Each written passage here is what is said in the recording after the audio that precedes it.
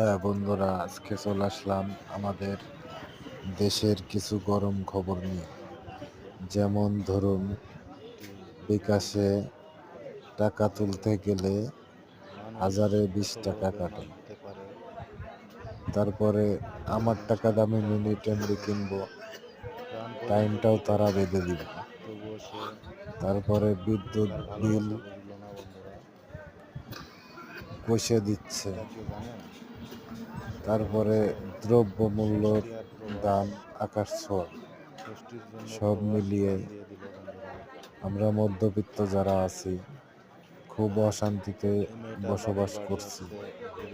তাই সরকারের দৃষ্টি আকর্ষণ করে বলবো, সবকিছু যেন নিয়ন্ত্রণের ভিতর রাখে, সবার যাতে চলতে সুবিধা হয় সেদিকে একটু নজর দিবেন। সবার জন্য জানাই ভালোবাসা অবিরাম। সবাই ভালো থাকবেন, সুস্থ থাকবেন।